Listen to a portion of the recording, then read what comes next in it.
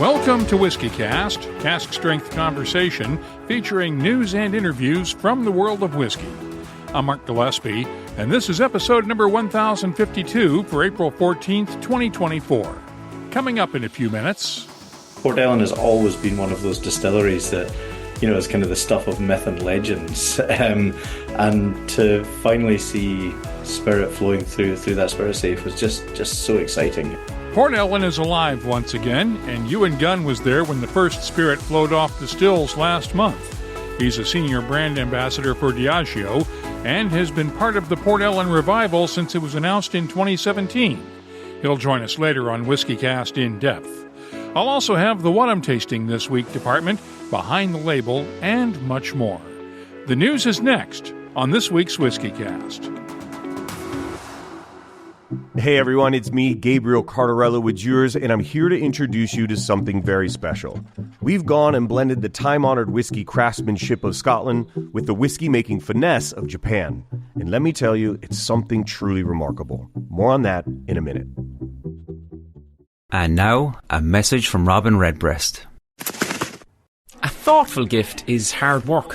What you need is a go-to multi-purpose gift for all occasions. A bottle of Redbreast can say, enjoy every minute, they grow up so fast. Oh. And equally nails, apologies for the back pain, I should have just hired a moving company. Proud sponsor of WhiskyCast. Redbreast. Pass it on. Let's get started with the news. It's brought to you by the Dalmore. The Demeter Collection auction to raise money for the Our Whisky Foundation has wrapped up. Bidding and the donated buyers' commissions from Whiskey Auctioneer raised just over £49,000 for the foundation.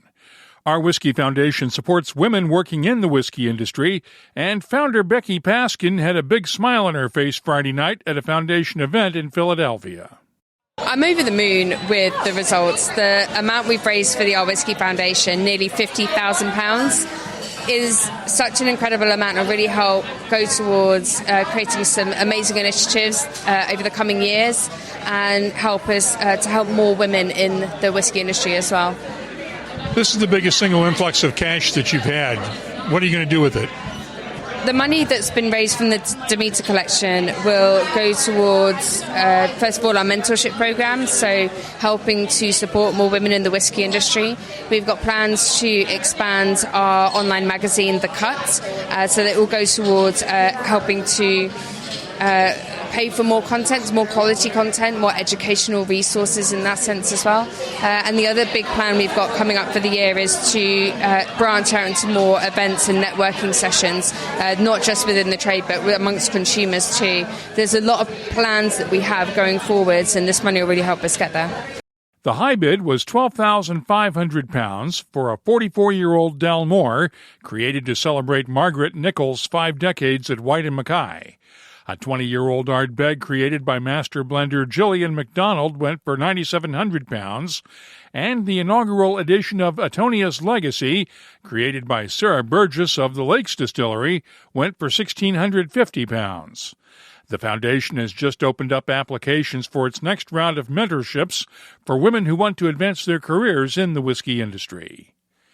William Grant & Sons is expanding its blended Scotch portfolio with Wildmore, a new line of premium blends. The youngest is Dark Moorland, a 23-year-old blend that will retail for £185 a bottle. Rugged Coast is a 30-year-old expression that will sell for £550, while Black Mountain is a 40-year-old blend finished in PX sherry casks that will sell for around £960 a bottle. We do have a lot of other new whiskeys to talk about this week. Texas's Balcones Distilling has released a special edition of its Mirador single malt to honor this week's total solar eclipse. Mirador Eclipse is available now at the distillery and will be on sale around the U.S. starting May 1st. Head distiller Jared Hempstead explains the difference between this edition and past versions of Mirador. For this one, we altered our normal dual pitch. We always pitch M1 and British ale yeast in most of our whiskey fermentations and all of our single malt fermentations. And for this one, we pitched the the M1, and then the secondary pitch was rosé and red wine yeasts. Just trying to get a little bit different synergy and a little bit different kind of competition. And the esters are a little different, minerals are a little different. But yeah, even how that relates to, people talk about eclipses as, it's going to get dark, but it doesn't get black. It's not like night, but everything has a slightly different hue to it. The contrasts are different, and it's just kind of a similar experience, but kind of seeing it from a different perspective and in a different light, how things look different. And so that's kind of the concept behind this. I was at Balcones for the eclipse, and I'll have my tasting notes for the whiskey later on, and we should note that Balcones is a sponsor of WhiskyCast. Irish Distillers has released the 5th edition in its Silent Distillery collection from Middleton Very Rare. Chapter 5 is a 49-year-old whiskey using some of the last remaining stocks from the old Middleton Distillery, which closed in 1975. It's the oldest Middleton whiskey on record, and will be followed by a 50-year-old expression next year to celebrate Middleton's 200th anniversary. The whiskey will be available in Ireland, the UK, the USA, Europe, Asia, and the Middle East, as well as global travel retail. The price tag, $55,000 a bottle. Scotland's Loch Lomond has unveiled a new 25-year-old single malt.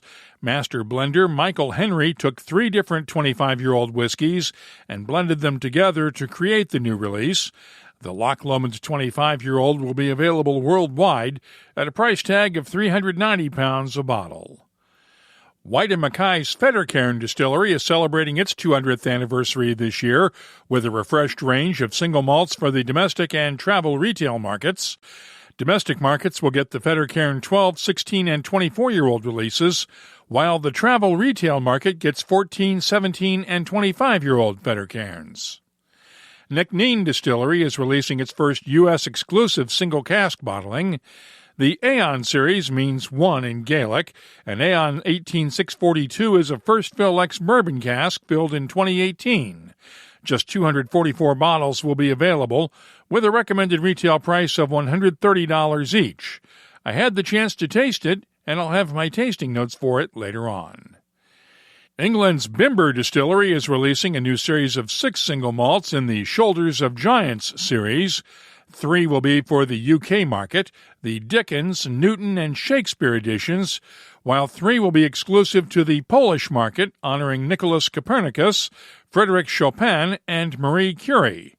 The UK exclusives will be released on April 26th through the Bimber website, while the Polish exclusives will be available at select retailers at the end of the month. Kentucky's Rabbit Hole Distilling is bringing back its Founders Collection Mizunara Oak Finish for a 2nd edition. The first was released back in 2021, and the new release is a 15-year-old bourbon finished in the Japanese oak. Only 2,200 bottles are available at a price tag of $1,500 each. Lux Row Distillers is adding a new finish to its Ezra Brooks lineup. The Ezra Brooks 99 Port Wine Cask Edition is finished for 6 months in port wine casks imported from Portugal. It's bottled at 49.5% ABV, or 99 proof. It'll be available at U.S. retailers with a recommended retail price of $34.99 a bottle. And Chicken Cock Whiskey is introducing a new small batch bourbon. Each batch will be bottled in bond, and once it's gone, will be replaced by a new and different batch. It'll sell for $69.99 a bottle online and at U.S. retailers. Finally, Woodford Reserve has unveiled its annual $1,000 Mint Julep Cup charity program for the 150th Kentucky Derby. Only 300 gold and silver handmade cups were produced. The silver cups will go for $1,000 each, while the gold cups will sell for $5,000. The proceeds will benefit the Backside Learning Center, which helps Churchill Downs racetrack workers and their families.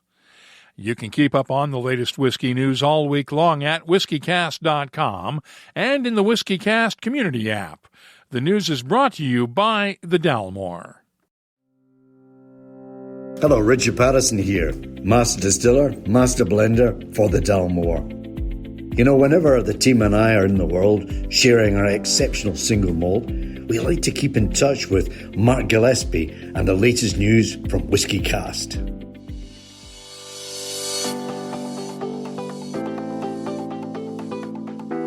Let's open up the calendar and see what's happening in the world of whiskey. Tickets are still available for Whiskey and Barrel Night in Washington, D.C. on Thursday night. The Gothenburg Beer and Whiskey Fair is this coming Friday and Saturday in Gothenburg, Sweden, along with the Wee Whiskey Fest in Lake Geneva, Wisconsin. The Texas Whiskey Festival is Saturday at Star Hill Ranch in Austin. Whiskey Week Florence gets underway on Sunday in Florence, Italy. And Sunday also brings us Whiskey Harbor Kobe in Kobe, Japan. The Whiskey Fair Limburg is April 27th and 28th in Limburg, Germany. And tickets are still available for many Spirit of Speyside Festival events coming up May 1st through the 6th. If you're organizing a whiskey event, let us know about it. We'll add it to the calendars at whiskycast.com and in the WhiskyCast community app. And now, a message from Robin Redbreast. So, in Spain, they call Redbreast Petit Roco. It's me, but a touch more exotic. Kind of like a Redbreast PX edition. Finished in Pedro Jimenez casks, adding a velvety and decadent dimension. You know, I won't lie. A climate like this makes me wish I was a migratory bird. Proud sponsor of WhiskyCast. Redbreast. Pass it on. WhiskyCast In-Depth is brought to you by Mortlock and the Classic Malts lineup. 41 years after Port Ellen Distillery on Islay closed, the distillery has been brought back to life. The restoration took 7 years and millions of dollars, but the island's 10th working distillery is now making whiskey once again. In the next few days, Diageo will announce its plans for the first-ever Port Ellen Fégile Day, coming up at the end of next month during the Islay Festival of Malt and Music, and plans to start holding monthly free open days on the first Saturday of each month starting in June. Ewan Gunn is Diageo's senior brand ambassador and has been part of the Port Ellen revival since the beginning. He was at the distillery when the first spirit flowed off the stills last month and joined me this week on a Zoom call. What was it like to watch the first spirit come off the stills at Port Ellen when it reopened? It was quite emotional, actually, for a lot of people in the room. I mean, I've been involved with the project since its inception back in 2017 when we announced it, October 2017, and been more and more involved as we get closer and closer to the opening day and the first spirit running. So, yeah, it was really exciting. I mean, I've worked in the industry now for 25 years, and Port Ellen has always been one of those distilleries that, you know, is kind of the stuff of myth and legends. And to finally see spirit flowing through that spirit safe was just so exciting. And yeah, as I say, quite emotional. I mean, you could tell that for many, many people, it had been almost a sort of lifetime's dream to see the distillery back and operating. So yeah, exciting and quite emotional. Yeah. It's unusual considering that this distillery was not highly regarded when it closed in 1983. Yeah, absolutely. People didn't drink Port Ellen. It was used for blending. And it was closed because it wasn't a highly regarded distillery like Lagavulin or Kalila.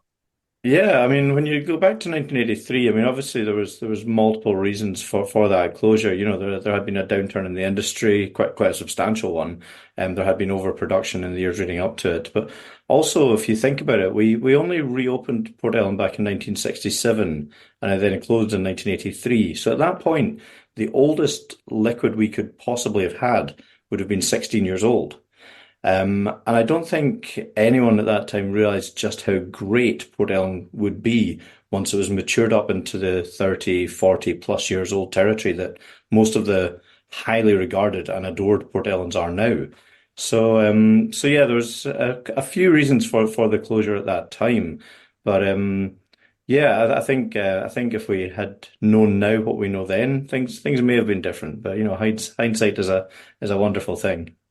I've often joked that if somebody at Diageo had a time machine, they would have gone back to 1983 and said, "No, don't close this distillery." Yeah, I mean, possibly. But when you look at the reasons the decisions were made at that time, you know, they were made for the right reasons. You know, Kalila was a larger distillery. We needed that production for our blending. Lagavulin had recently had some work done refurbishing and upgrading it. Port Ellen was probably in need of refurbishment and upgrading and was a smaller distillery. So it was the logical choice for closure at that time. So, if you went back knowing then what you know now, but still having to close something, it may still have been the one that was closed. But yeah, time machines would certainly be a useful thing for many reasons in an industry where you have to plan decades in advance. Absolutely. What went into rebuilding Port Ellen? Because you had to start with an all-new still house and build it from the ground up because everything was gone from the original distillery. Yeah, well, almost everything. There was one building still intact, and that was the original sort of kiln and pagoda. But beyond that, yes, it was basically a blank slate, and that brought challenges, but also opened us up to being quite innovative and forward thinking in how we pulled everything back together. We were really, really fortunate though, because we have the original blueprints from when the distillery was refurbished in the 60s, so down to the sizes of nuts and bolts. So we were able to reference all of that information. We also were able to spend quite a bit of time with our archivists, going through how the distillery had been operated back in the day.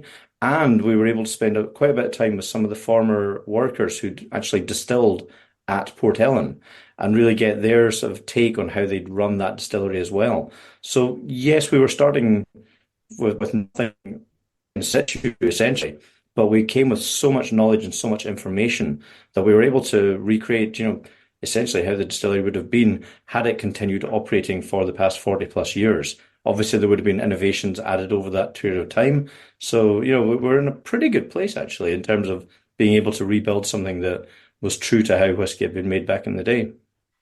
What took so long? Because this was announced in 2017. I know you didn't get council permission until 2019, and then the pandemic hit. Yeah, I mean, that pandemic wasn't very helpful, it has to be said. And, anytime you're building something on an island, that does bring in challenges as well. You can move a little bit faster when you're doing things on the mainland, just the logistics of building a distillery. We did announce Brora at the same time, and that obviously moved quite a bit faster. We got things going a little bit faster there. But again, we were also working with a lot of intact buildings there. Some of the sort of the stuff we needed was already in situ at Brora. The stills were still there, although they needed taken away and cleaned. So, we had some advantages in that sense. But yeah, I mean, the biggest factor really was the global pandemic, which, slowed everything down or brought things to a complete halt for quite a large chunk of that time. Worth the wait, though, I would say. Worth the wait. What's new about this distillery besides the still house? I know there's experimental stills and all that. Yeah, I mean, there's quite a few things. I mean, if you look at sort of thinking my way through the process, we have a 6-roller mill, which is unusual. I'm not aware of any others in any distilleries in Scotland. That gives us a little bit more accuracy when it comes to sort of our grind ratios. The mash tun, we have a Lauter mash tun, which obviously brand new. The fermentations, we're going for pretty long fermentations. We're up at 98 to, well, potentially up to about 130-hour fermentations. So, really aiming for that really rich, fruity character, sort of lying underneath the smoke. And then, yeah, I mean, the big thing is the stills. I mean, we have recreated essentially the size and shape of the original Port Ellen stills. But then we do also have our experimental stills on the other side of the still house, which are sort of third of the size replicas, meaning that any experiments we do on those third of the size experimental stills could then potentially be scaled up to be operated on the larger stills. It also means that we have the potential, should we wish it, to interlink all of those stills, allowing us to do potentially triple or even quadruple distillation.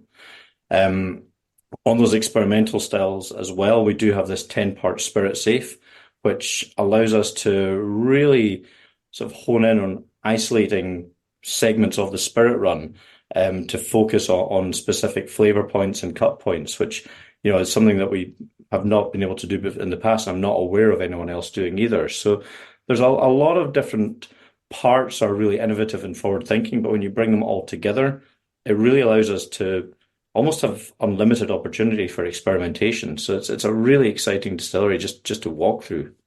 How do you take multiple cuts from the heart of a run? Well, glad you asked.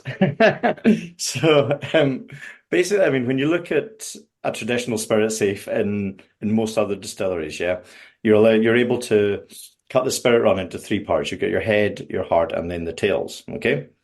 At Port Ellen Distillery, we've introduced on the experimental side a 10-part spirit safe, and that gives them the opportunity to take multiple cuts from the heart of the run. Now, the way they do that is using different receiving tanks. So instead of just having one receiving tank or one ISR, intermediate spirit receiver, we actually have we've got 3 of those and then 7 other receiving tanks that can be used. So that basically allows us to cut up to 10 different points. And we can vary the width of those cut points through that process. So we could just take one point and isolate it. We could potentially take a point from early in that heart of the run, maybe from the late in the heart of that run, and then combine the two of them together. We could choose to isolate a small portion of the spirit run and remove that from the equation and just have everything else. So, I mean, the opportunities for us to either examine and sort of focus in on specific flavour cut points or isolate and remove specific flavour cut points, it really opens up almost limitless opportunity just during our distillation process for where we can push flavour into it. It's quite exciting, and that Ali McDonald, our distiller there, he's already really excited to play around with it and see where those experiments can take him. Where do you think they might go? Well, I mean, I think the exciting part will be how sort of tight we can really focus in on flavor cuts. And we know that, you know, when you talk to a lot of distilleries, you talk to the folks running it, and they're not just running it based on the data available to them. They talk about running the stills based on smell in the still house as well. And that's, you know, a very traditional way of distilling. And you hear about stillmen talk about, you know, I know when the stills are cutting in at this point because I get this lovely smell of, it could be pear drops, could be pineapple, whatever in the still house. Now, normally that's just a part of that heart of the spirit run and will be sort of in amongst the mix of other flavors and aromas. We are now in the position that if we find a particular point of aroma or flavor that we love and we want to do something special with, we can just purely isolate that. So I think that's good. That for me is the really exciting point, that when you see those distillers, they smell something, their eyes light up. We are no longer in a position where we go, okay, that's part of the overall flavor. We can isolate it and go, that's the flavor for this experiment. So for me, that's really exciting. We've never been able to focus in so precisely on aroma and flavor. And I think for me, what's exciting, you know, with Port Ellen, we're really going to be looking, certainly for now, at what we're referring to as the Atlas of Smoke. And that's really us doing lots of experimentation to gain a deeper understanding of smoke and how smoke develops and how it is refined and how it's pushed in different directions during the entire distillation process. And obviously during your spirit run, that's one of the key places where you can sort of trim your heart or widen it, and you can see how smoke carries through during distillation. So for me, that part of being able to isolate aromas and flavors during the spirit run is going to really benefit us in that discovery of smoke and gaining a greater understanding of smoke in distillation. So yeah, that's a bit that's exciting me, although the whole thing's exciting, to be quite honest. Let's go back through some of the history, because this isn't the first time Port Ellen has been an innovator. Yeah, that's very true. I mean, it's always been kind of viewed as quite forward thinking, quite pioneering, and a lot of that goes back to the period when it was run and operated by John Ramsay, who took over running it in the 1830s. And there were a few things that, excuse me, that were trialed there. For example, I mean, some of the early trials on the spirit safe took place at Port Ellen Distillery. I think not so much to see that it worked, more to ensure that it had no impact on the flavour character of the spirit being passed through it. He was one of the sort of early adopters in exporting Scotch whisky to the United States back in 1840. So, you know, he was one of the sort of early pioneers in making Scotch whisky the global phenomenon that it's become. Some of the earliest bonded warehouses were at Port Ellen as well. So going back to, I think it was 1848, I think. So he actually lobbied to store whiskey in larger casks and store it in these bonded duty-free warehouses prior to being exported around the world. So that hadn't really been done before.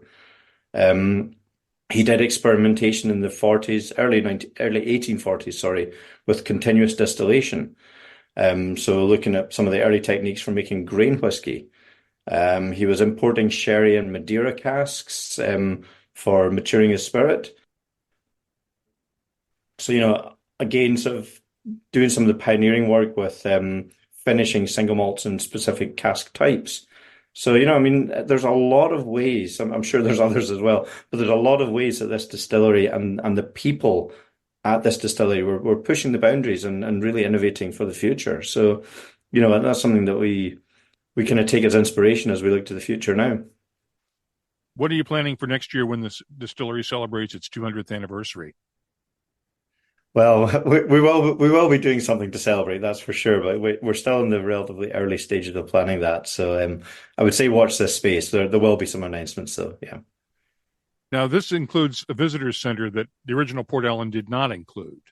Let's talk about the visitor angle, because you can't go to Islay without visiting Port Ellen to see the iconic warehouse with the Port Ellen painted on the side of it. But now people are actually going to get to take a look inside. One of my favorite views from the Calmac ferry as you pull into the bay is that view of the of that warehouse with Port Ellen sort of branded on the side. But yeah, we are going to have a range of different options for people now who want to visit the distillery. Excuse me. We're going to have a variety of sort of experiences. One of them is called Port Ellen Reborn. And that's really for people looking to learn more about the sort of production process at the distillery. We'll be sharing with them some of our innovations. They'll have the opportunity to draw some liquid from a cask, dating back to, I think, 1979, if I remember rightly. And spend quite a bit of time with our distillers, with the people who are making the whiskey, and also visiting our sort of our brand home as well. That's a public tour. It's available for up to 12 guests at a time. 90-minute experience, priced at £200 per person. That can be booked online at portellen.com. There's also going to be what we call the Atlas of Smoke experience, which that's a sort of a private client experience that you can sort of basically get priced on application. We kind of curate it depending on what your desires are, essentially.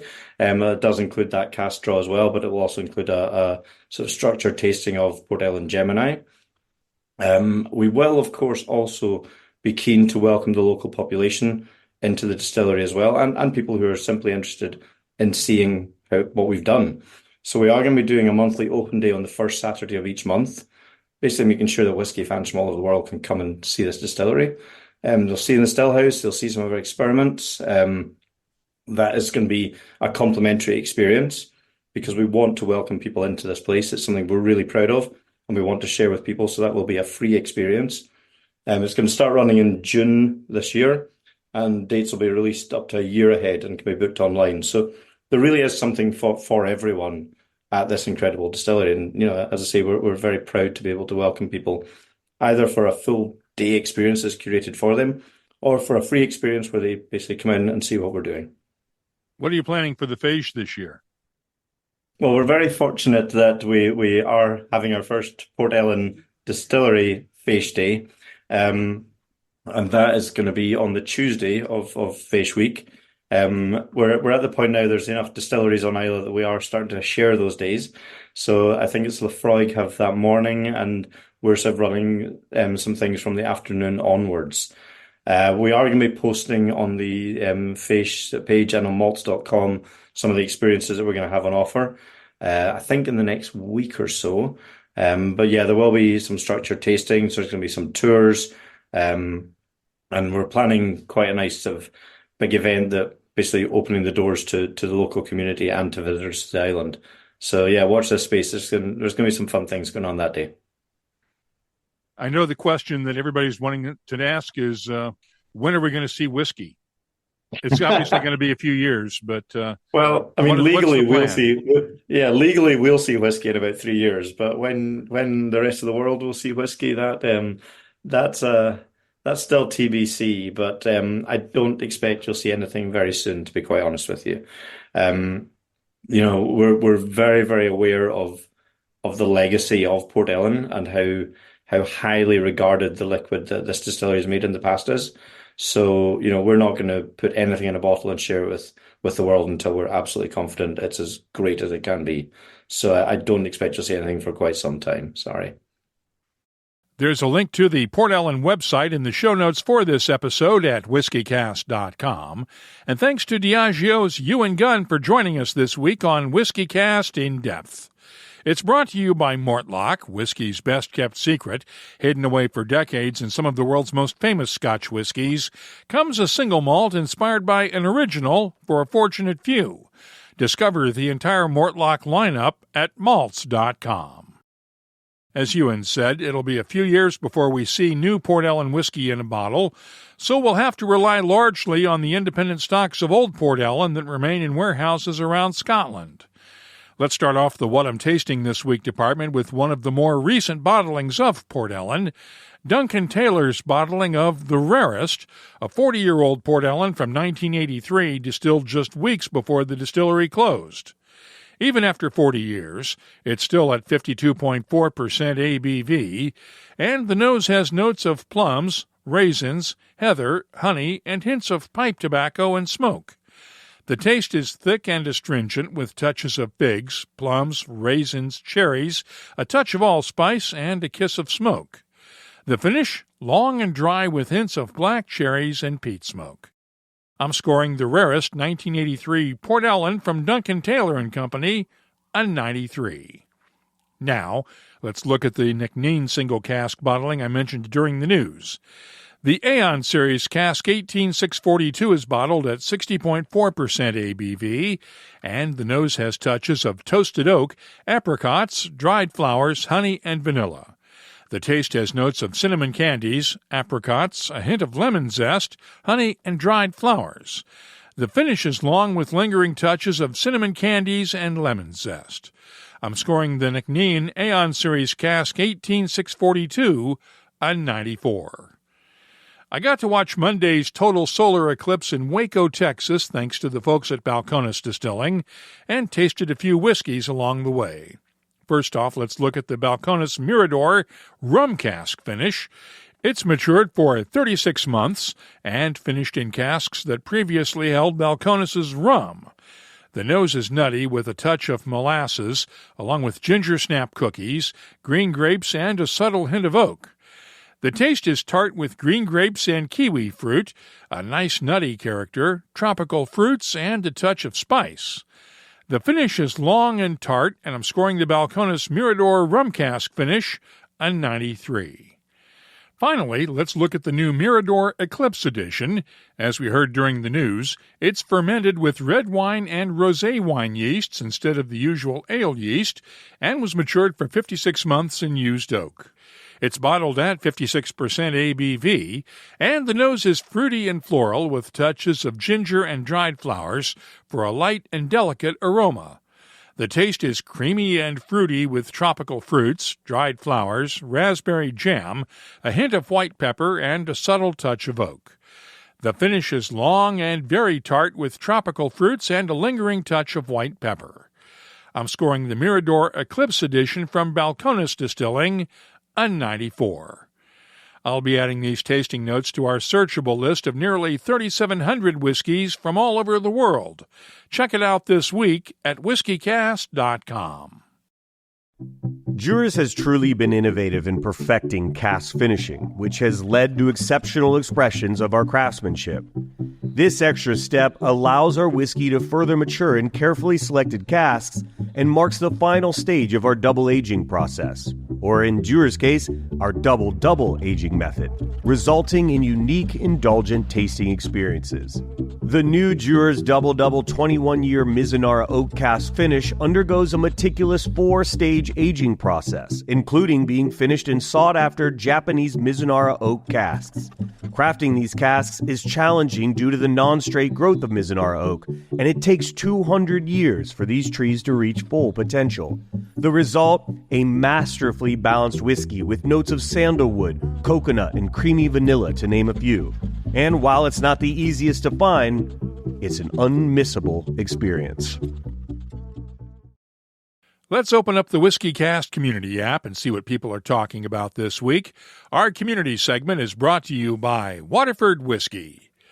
Last week's panel discussion on the first 15 years of Texas whiskey brought this comment from John Richardson on X. I was saddened by the conspicuous absence of any mention of Balcones founder Chip Tate. Whiskey history shouldn't be whitewashed.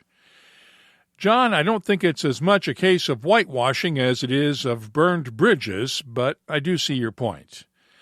Matthew Crumpler thanked us for not bleeping out the profanity during the panel discussion, and at Kentucky Spirits chimed in, exactly why I prefer to be in a live audience. A few years back, Fred Minnick was nervous about Fred No dropping the F-bomb in a panel discussion at the Bourbon Classic. Nicole Austin beat him to it. Ian Bruce posted a book recommendation in the app this week for Rum Rebels, a celebration of women revolutionizing the spirits industry with cocktail recipes.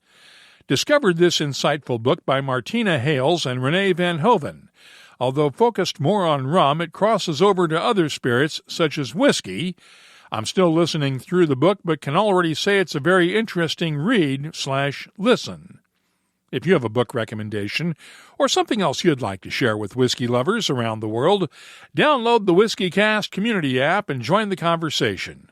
It's free to download from the iOS and Google Play app stores, and you can also find us on X, Threads, Instagram, and Facebook at WhiskyCast. The email address is comments@whiskycast.com. Our community segment is presented by Waterford Whiskey on the web at waterfordwhiskey.com. That's the sound of our whiskey growing on Dunbell Farm, County Kilkenny. We know where every grain comes from. Only Irish barley, one farm, one terroir at a time. Waterford Whiskey, the most naturally flavoursome single malt. Let's close out the show now with Behind the Label, our look at the history, science, and people who make whiskey unique. It's brought to you by Balcones Distilling. This week, Beam Suntory announced the first use of green hydrogen to directly fire a whiskey still. The process involves using an electrolyzer to break down water into its atomic structure, which generates 2 molecules of hydrogen and 1 molecule of oxygen. The hydrogen is captured and used for fuel, while the oxygen can be captured for industrial uses. The process is green when the electrolyzer is fueled with clean hydro, solar, or wind power, meaning net zero carbon distillation is possible. The Beam Suntory experiment took place at Japan's Yamazaki Pilot Distillery, and the spirit will be matured at Glengarry in Scotland, which recently returned to using directly fired stills instead of using steam coils inside each still. Beam Suntory's partner in the project, the company Supercritical, has developed a high-efficiency electrolyzer that would allow distilleries to produce and store green hydrogen on-site using locally available renewable energy sources. The WhiskyCast project, as it's been dubbed, received almost £3 million in funding from the UK government. We'll keep you posted on further developments, and if there's something you'd like us to look at on an upcoming episode, just get in touch with us. Behind the Label is brought to you by Balcones Distilling, the original Texas whiskey at the forefront of the American single malt movement, exploring place and provenance with unique style whiskeys, ranging from the award-winning Texas One and Lineage American single malts to their Baby Blue straight corn whiskey and Texas Rye bottled in bond. Discover whiskey from a new perspective at balconesdistilling.com.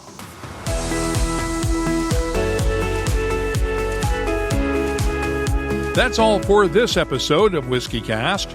You'll find links for the stories in this episode in our show notes at whiskycast.com. That's also where you'll find the latest whiskey news, my tasting notes, the calendar of events, the whiskey photo of the week, and a complete archive of past episodes that goes all the way back to 2005.